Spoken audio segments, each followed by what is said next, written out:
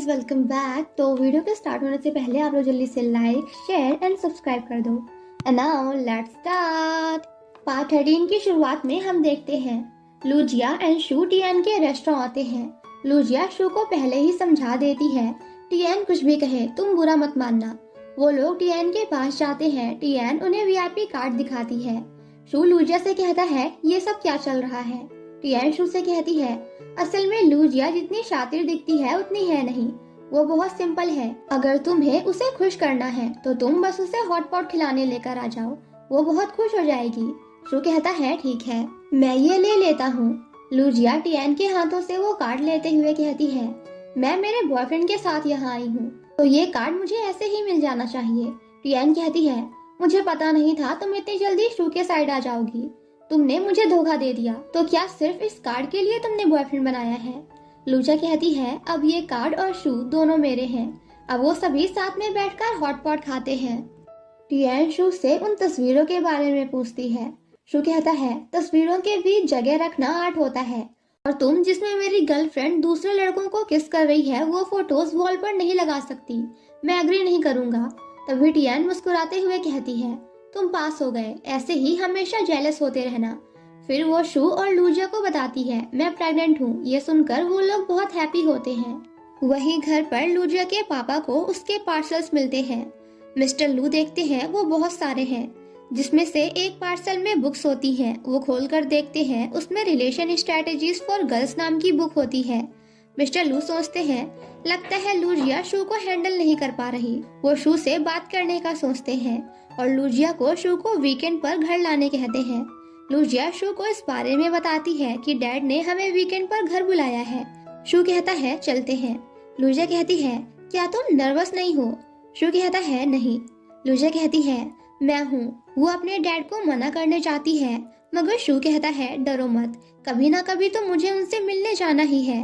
तभी यांग शू को आवाज देता है। वो पूछता है तुम दोनों यहाँ क्या कर रहे हो।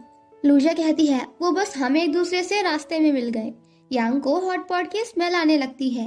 वो लूजिया से पूछता है तो वो कहती है हाँ मैं हॉट पॉट खाने गई थी, शू के बॉडी से भी वही स्मेल आ रही थी।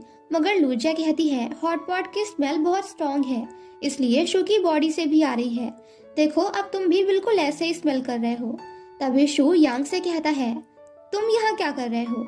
यांग कहता है जेनिस के साथ पूरी रात गेम्स खेलने आया हूँ। मगर शू उसे काम करने का बहाना देकर वहाँ से घर भेज देता है और लूजिया से भी कहता है इसे घर के अंदर मत आने देना।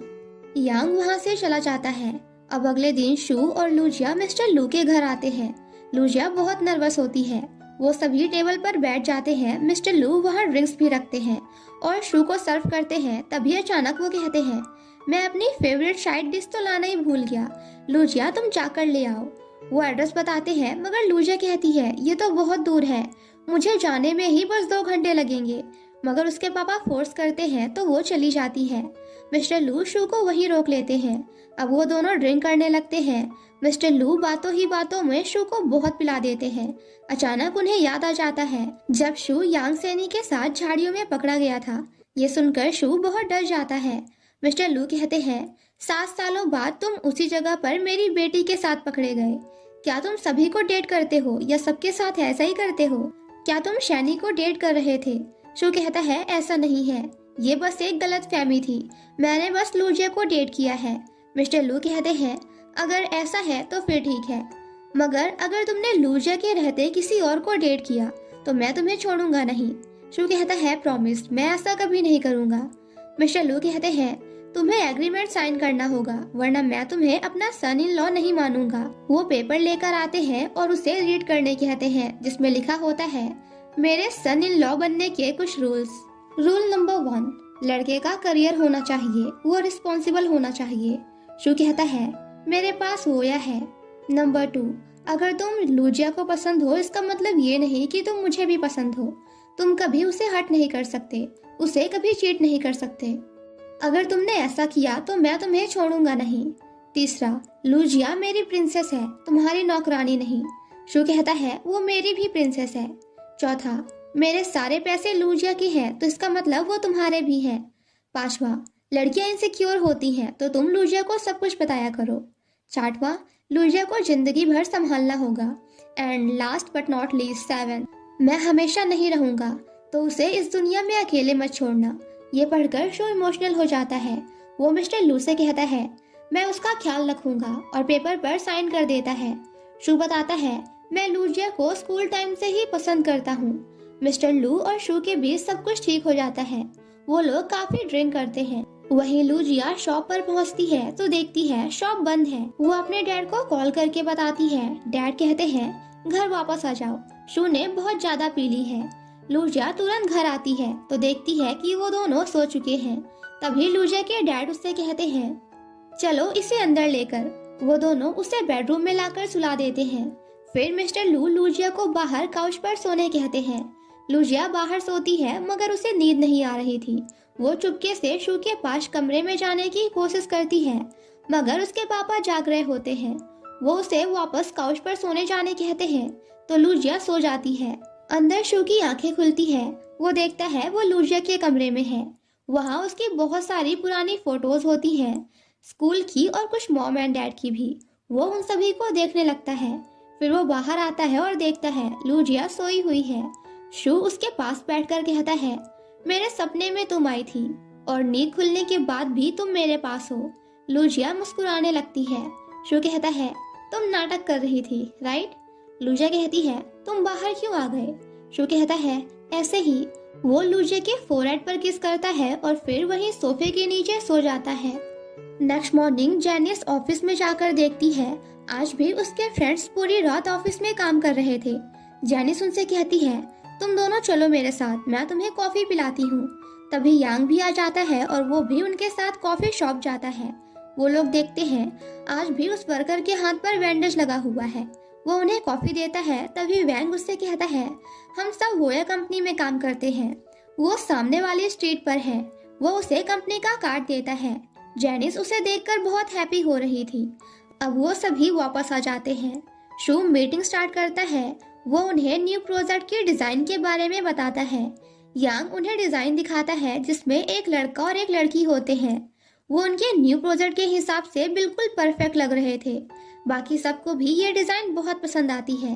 जेनिस कहती है, मगर इसमें जो लड़का है वो देखा हुआ लग रहा है। यांग कहता है, एक्चुअली वो मैंने अपनी ही इमेज से बनाई है। जेनिस कहती है, तुम कितने शातिर हो। तभी लूजिया कहती है, ये छोटी लड़की भी बहुत क्यूट लग रही है।